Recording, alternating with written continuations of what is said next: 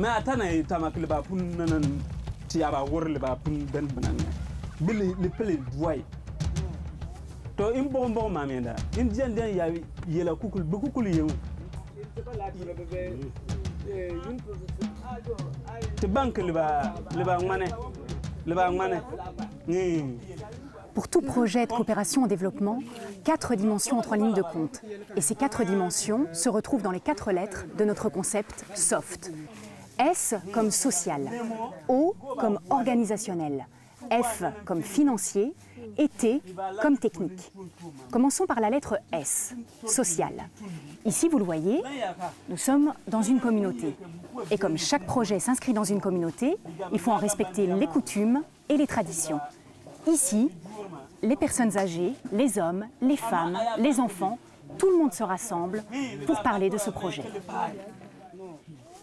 Ensemble, on est plus fort. Et lors de tout lancement de projet, il est nécessaire que les tâches et les rôles soient clairement définis. C'est pour ça que la communauté s'organise en comité de gestion.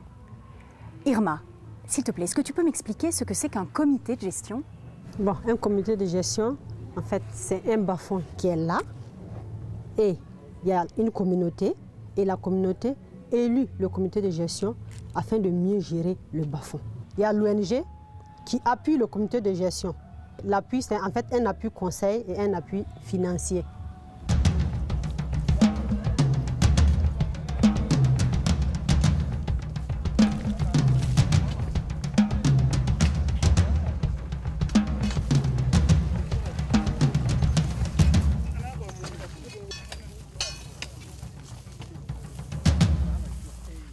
Développer un projet, ça coûte de l'argent.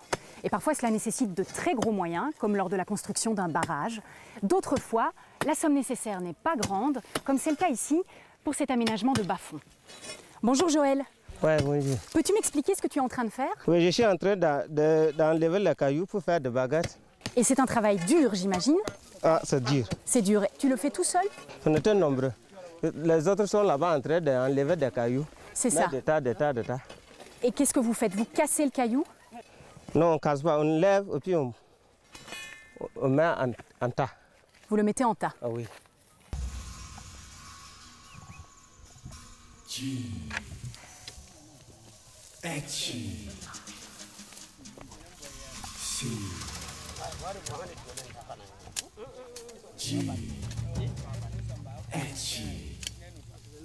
On ne creuse pas un puits ou on n'installe pas un forage n'importe où ou n'importe comment.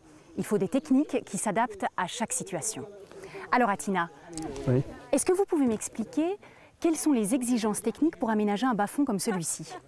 Pour aménager un bas-fond simplifié, il faut passer par une étude de relief avant de passer par la construction de la diguette qui est en terre battue.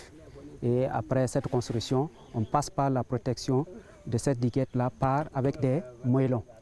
Donc ce sont les moellons qui protègent? Oui. Pour protéger ces moellons, il faut d'abord faire 2 sillons de part et d'autre de la diguette. Et tu places les gros moellons en bas, en dessous.